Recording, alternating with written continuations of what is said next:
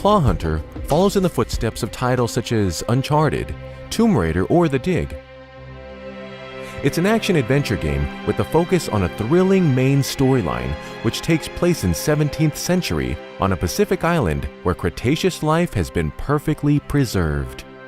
You will get to observe many different kinds of dinosaurs and other prehistoric life, and explore beautiful and rugged vistas of this long-forgotten place. Also, you need to be on the lookout for dinosaurs. They may be a threat, as well as helpful companions. You may learn how to tame them, ride them, or even fly them. But the dinosaurs are not the only danger you may encounter on the island. There are also human enemies, far more insidious than any dinosaur can be. You will have to pit your wit against them. The story will be propelled forward by cinematic scenes, adding to the film atmosphere of the game.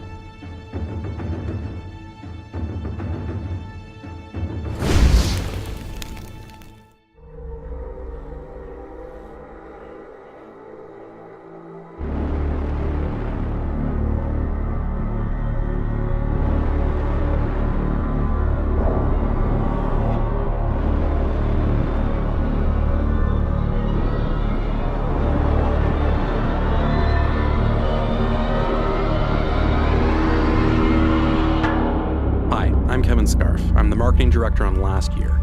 Last Year is an asymmetrical multiplayer horror game where one killer has to hunt down a group of teenagers. I'm playing as the Slasher, one of 3 playable killers that ships with the game. The game is set on Halloween night in 1996. We've been meticulously crafting a universe that draws you in and puts you in the center of your own 90s horror film. Survivors can actually fight back with weapons, so being the killer means you need to be smart and creative with how you attack your victims. One of the best ways to do this is with Predator mode. This lets the killer unspawn and turn invisible at any time. The killer can then move extremely fast, completely invisible to the other players, and use this to plan the perfect ambush or toy with the survivors. To spawn in or out, the killer has to be out of sight, or use the environment as a spawn point. There's a couple of survivors now. It looks like Chad and Troy. They might actually have weapons already, so it could be risky to try and attack 2 people head on. What I'll do is unspawn and look before I plan my attack. First, I'll place a trap here. Last Year is filled with different environmental spots, like this trapdoor, that the killer can use to separate survivors from one another. Now I'm going to actually use that skylight up there as my spawn point. Now that I've trapped him, I'm going to go in for the kill.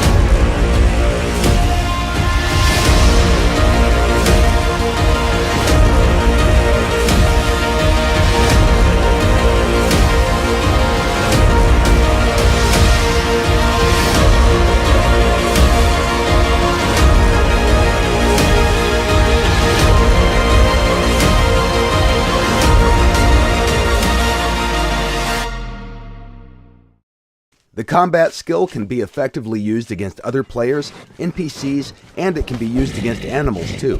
Although we do not recommend you attack bigger and more dangerous animals unless, of course, you're sure that you can beat them or outrun them.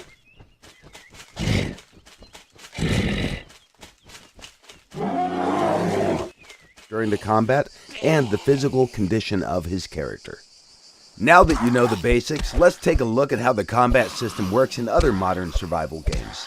For this, we created a simulation of the type of unarmed combat that you can find in practically every survival game available on Steam.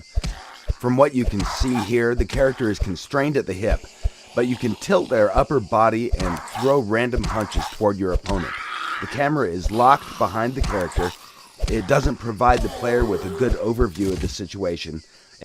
Or if he's more skillful, then he can step in, close the distance, and use a more powerful punch. Combos are special attack combinations that inflict more damage than a normal punch or kick, but they also drain stamina at a faster rate. The best way to use a combo is against a dodge or a block, and if you perform the combo successfully, you'll increase the chance for a knockout. Along with the skill level, the character's attributes will also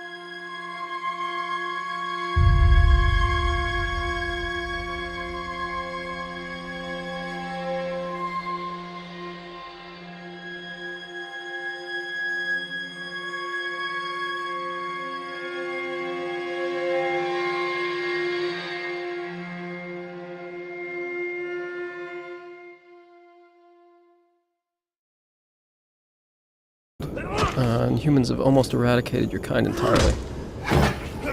Here we can see two of them hacking away at the body of your father, probably to take a trophy. They've spotted us.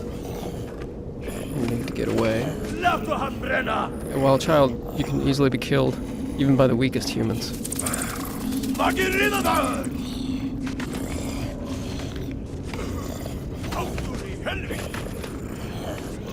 We're trapped on this bridge. Maybe there's an escape route.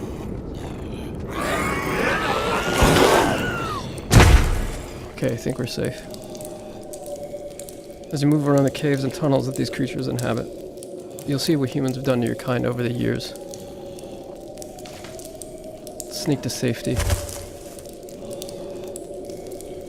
Now, one of the things about being a young creature is that you can crawl into spaces that no human could follow.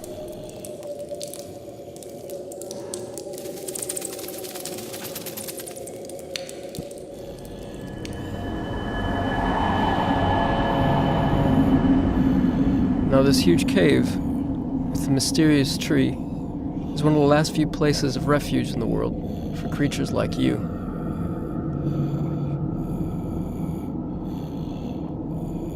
So that's the world through the eyes of a young creature, running away from even the weakest human.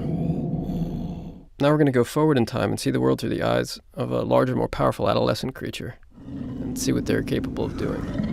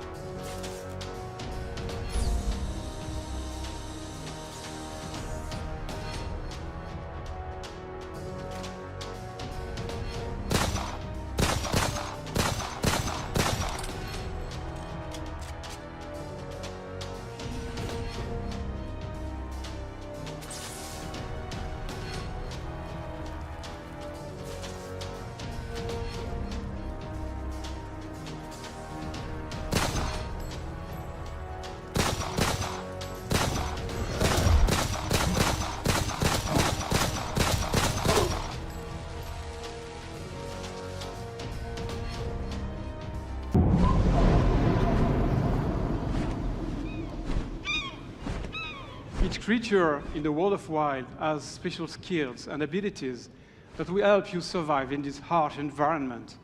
This eagle has a very powerful vision, which will help you to spot and catch small creatures like those snakes over there.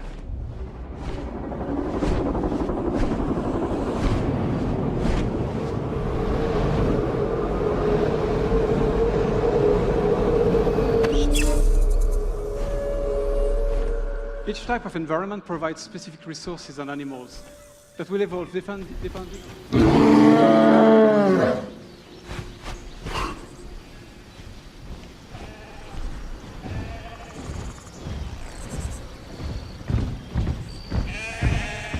The bear is a powerful ally that will help me during challenging combats. He is also a very fast and friendly mount, which is quite handy to travel across the vast and seamless world of wild.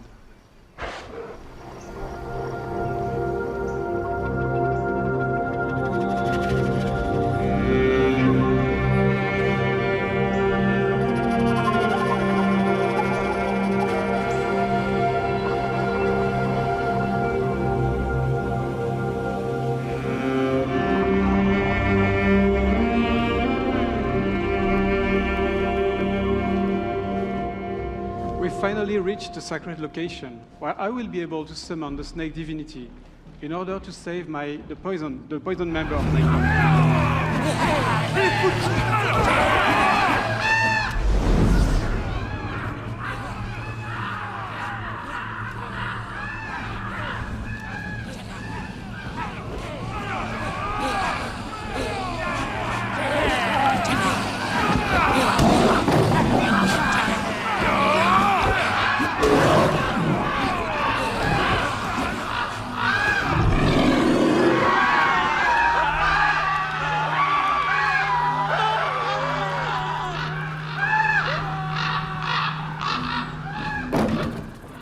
Now that the area is safe, I can finally reach the sacred sanctuary. There's a lot of places like that in Wild, and I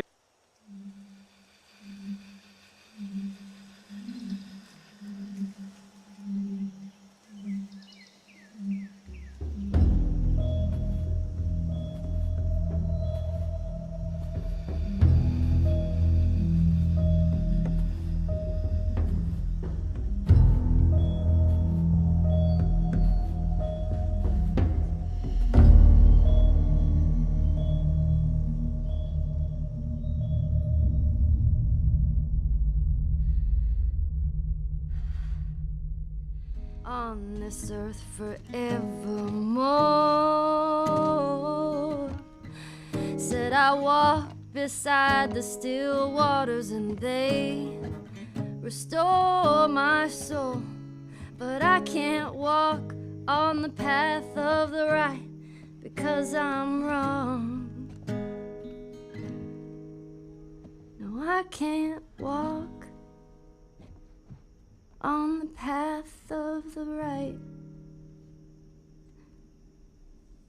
'cause I'm wrong.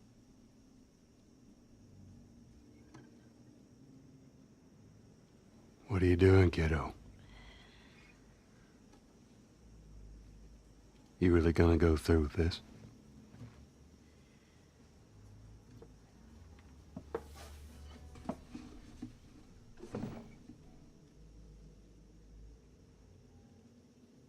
I'm gonna find,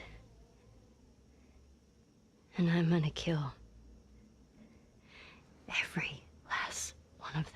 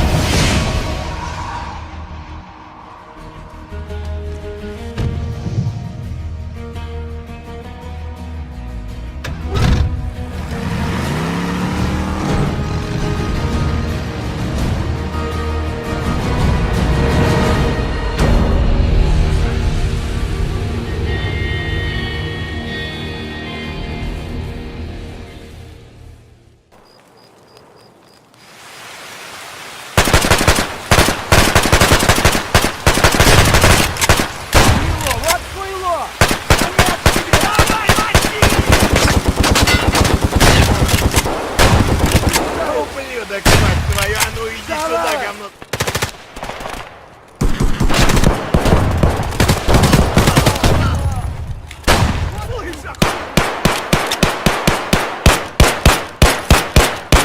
Гений, да!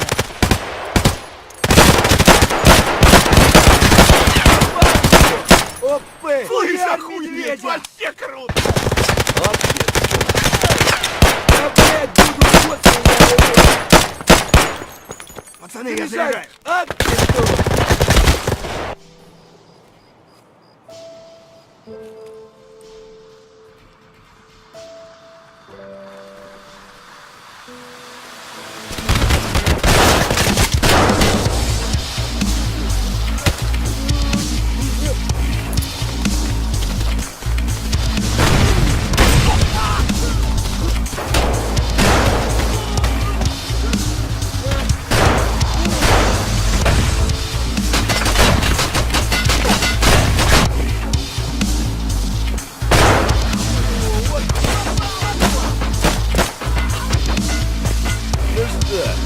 Неплохой день, господа.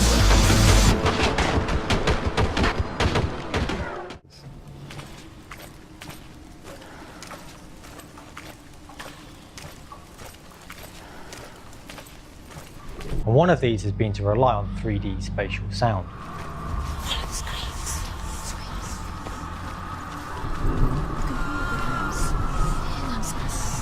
No one will judge her. No one will ever know. Oh, she heard us. In a similar way, when you play the game, you experience the world through Senua's mind's eye. Senua knows that there is no going back to how things were. Functions, it may be that we can begin to understand what happens in the context of psychosis because somebody constructs a world. She's finally arrived in the land of mist and fog. The place the Northmen call hell. The bridge that separates the living from the dead. The roots of the tree of death will take you to new lands where you will face the trials. Look around and you'll see them. The drowned, the sick. Here they lie, rotting in the fields and rivers of hell.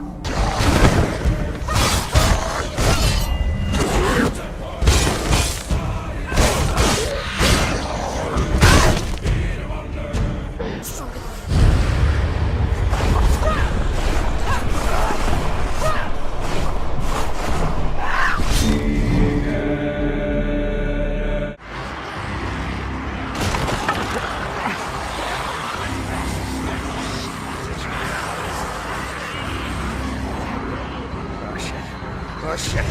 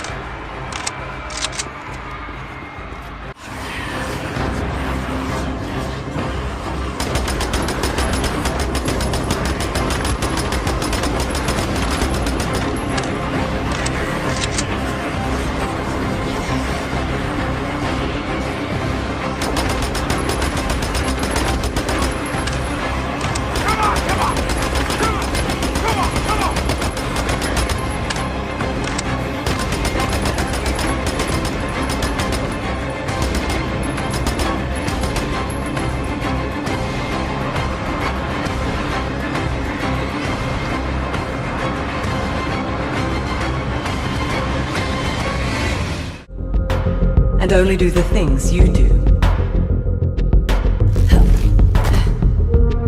So it's the way you play the game that shapes your enemy.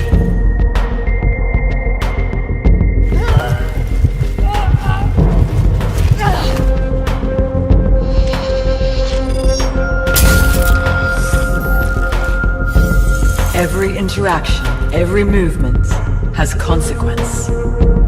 But it's only once your behavior diverges enough from the current echoes, and the palace reboots, that the echoes will be updated. So when the light returns, you'll be facing its newest version of you. Reborn with all the choices you made in the last cycle. They learn from me. They do what I do.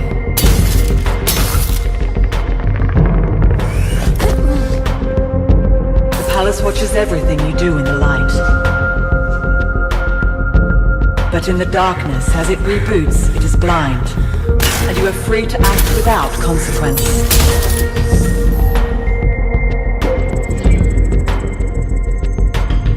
The only way the echoes never change is that they'll always want to kill you, but you decide which tools they have at their disposal.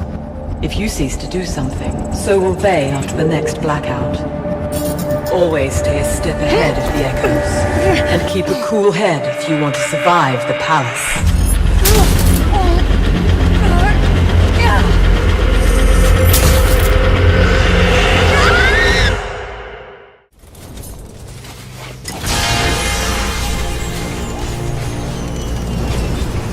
Great. Now build defenses around the power collector, because enemies will attack it when you activate it.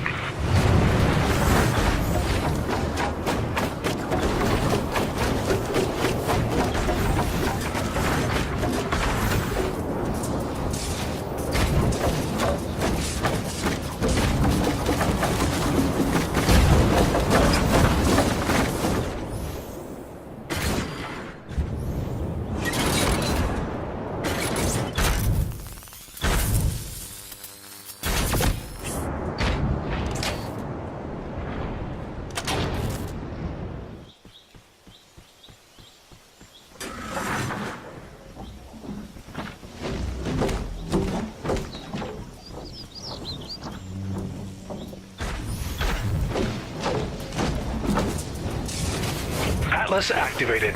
Now defend the Atlas until the gate has been closed.